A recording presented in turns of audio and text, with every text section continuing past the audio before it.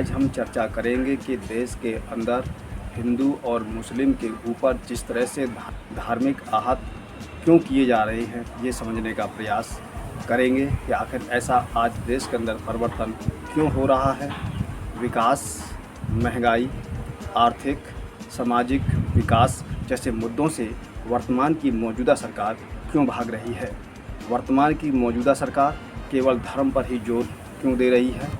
आखिर ऐसा क्या विषय है कि आज वर्तमान के समय में सत्ताधारी पार्टी, चाहे वो प्रदेश की हो चाहे वो केंद्र की हो, जहां दोनों में डबल इंजन की सरकार है, वहां पर भी अधिकांश विकास के मुद्दों पर कार्रवाई सरकार कम कर रही है, लेकिन धार्मिक आधार पर कोई बुलडोज़र चला रहा है तो कोई धार्मिक के आधार पर लहूलुहान करने का प्रयास कर रहा है। जिस तरह से वर्तमान में देश के अंदर भारतीय जनता पार्टी के एक प्रवक्ता के बयान ने पूरे देश के अंदर उबाल ला दिया। उस प्रवक्ता को माफ़ी मांगने के लिए देश की सर्वोच्च न्यायपालिका ने कहा तो उस पर भी लोग खुले पत्र लिखने लगे। क्या वास्तव में आज देश के अंदर न्यायपालिका को भी पूछना पड़ेगा कि क्या गलत है, क्या सही है।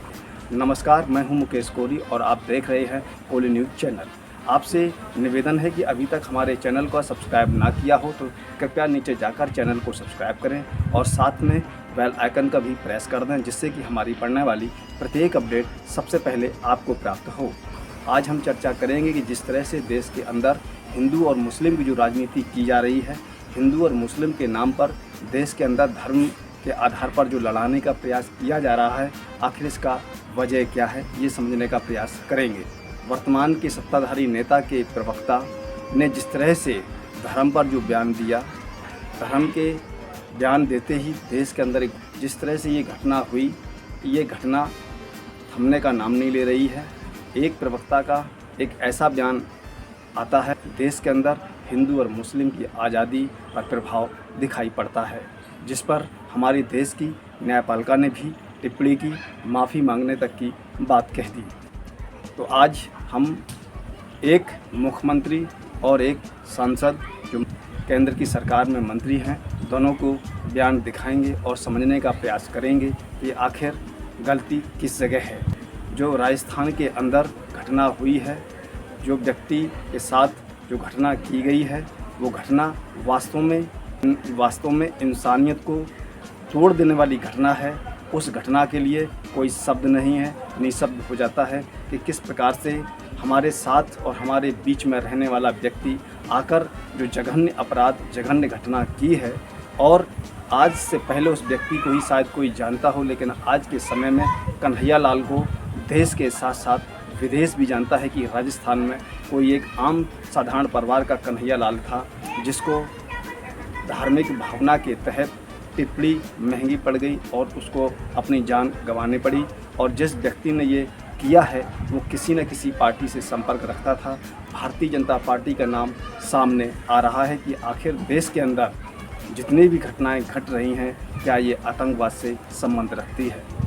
इस तरह से आप देख सकते हैं बड़े से बड़े नेता बयान दे रहे हैं, सामाजिक बयान आ रहे हैं, सोशल साइट पर भी इसकी जानकारियां मिल रही हैं कि जैसे ही हाल ही में जम्मू कश्मीर में जो आतंकवादी पकड़े गए, आतंकवादी में उसका भाजपा से क्या संबंध रहा, भाजपा के नेताओं के साथ उनके फ़ोटो हैं। अगर यही फ़ोटो विपक्ष के किसी भी नेता के साथ में होता तो शायद आज गोदी मीडिया उसकी अलग ही स्टोरी दिखा रहा होता। तो आज हम बात कर रहे हैं कन्हैया लाल के जिस तरह से घटना हुई है, जिस तरह से इंसानियत का गला काटा गया है, उस पर दो तरह के अलग अलग बयान हैं। तो हम आपको सुनवाते हैं भाजपा के सांसद जो मंत्री हैं केंद्र में, अनुराग ठाकुर ने किस प्रकार से कहा है कि राहुल गांधी को इस पर बोलना चाहिए था। तो आइए हम पहले उनकी ये टिप्पणी बयान ये आपको सुनवाते हैं। राजस्थान में हुई हिंसाएं, राहुल गांधी जी की चुप्पी, बार बार तुष्टिकरण की राजनीति को बढ़ावा देना, ये अपने आप दिखाता है कि कांग्रेस वोट बैंक की राजनीति के लिए कितना नीचे गिर सकती है। ये वातावरण जो खड़ा हुआ है, इसको रोकने के लिए जिस तरह की चुनौती, बदले की भावना के साथ और जिस तरह के वीडियोस राजस्थान में सामने आए थे, उसके बावजूद भी राजस्थान की कांग्रेस की सरकार ने और गांधी परिवार ने मौन धारण करके रखा, कोई कार्रवाई नहीं की, जिसके कारण पहले महाराष्ट्र में उनकी सरकार में, फिर राजस्थान में उनकी सरकार में लोगों की जान गई। आपने सुना कि उन्होंने किस प्रकार से राहुल गांधी पर जो टीका टिप्पणी की है, वास्तव में टीका टिप्पणी जायज़ है या गलत है, इसका जवाब आप ज़रूर दें। और अब हम आपको राजस्थान के जो वर्तमान में मुख्यमंत्री हैं अशोक गहलोत जी ने जिस तरह से सवाल खड़े किए हैं कि कन्हैया कुमार के जो घटना की है उसको बचाने वाले कौन हैं, आखिर उनको बचाने के लिए क्यों फ़ोन किए गए थे, तो आइए हम उस बयान को भी सुनते हैं जो उन्होंने कहा है। कुछ नहीं, और सोशल मीडिया ने काफ़ी कुछ कह दिया है। किस प्रकार से जो मुख्य अभियुक्त हैं उनके किन के साथ संबंध है, किसी के साथ किस रूप में किस लेवल के संबंध रहे हैं सबको मालूम। और रोज़ कुछ कुछ खबर आती रहती है। अभी हाल ही में खबर आई कि जब वो जिस मकान में रहते थे किराया, और वहाँ जो मकान मालिक भी मुस्लिम था, उससे शिकायत की पुलिस को कि मुझे तंग करते हैं या पता नहीं किनको कौन कौन लोग घर पे आते हैं धमकाते हैं और किराया नहीं दे रहे हैं। तो पुलिस कार्रवाई करेगी, उससे पहले ही बीजेपी नेताओं के फ़ोन चले गए थाने के अंदर कि भाई ये हमारे कार्यकर्ता है, इसको तंग मत करो।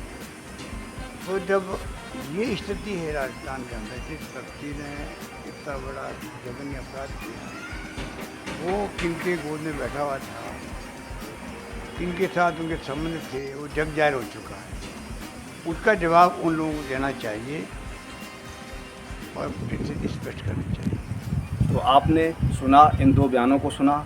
एक तरफ हमारे देश के जो सांसद हैं, भाजपा के मंत्री हैं, वो राहुल गांधी से जवाब मांग रहे हैं, और दूसरी ओर जो मुख्यमंत्री हैं राजस्थान के, वो भाजपा पर आरोप लगा रहे हैं कि अभी तक इस पर प्रधानमंत्री का कोई बयान नहीं है, और इसके जो दोषी थे उनको बचाने के लिए भाजपा फ़ोन कर रहे थे कि वो हमारे कार्यकर्ता हैं। कन्हैया लाल के प्रति क्रूर हत्या हुई है, जो एक मानव की जो इंसानियत का खून किया है, गला काटा है, उस पर अभी तक हमारे देश के प्रधानमंत्री जी का कोई भी बयान नहीं आया है। और ये तय करें कि आखिर वर्तमान की सत्ता कांग्रेस से जवाब क्यों चाहती है। सुझाव देने के साथ खबर को लाइक ज़रूर करिएगा। आपकी एक लाइक से हमें मजबूती मिलती है, और लाइक करने के साथ साथ खबर को शेयर भी करिएगा, जिससे जानकारी अधिक से अधिक लोगों तक जा सके। तो हम फिर मिलेंगे एक नई खबर के साथ। जब तक आप हमको इजाज़त दीजिए। जय भारत।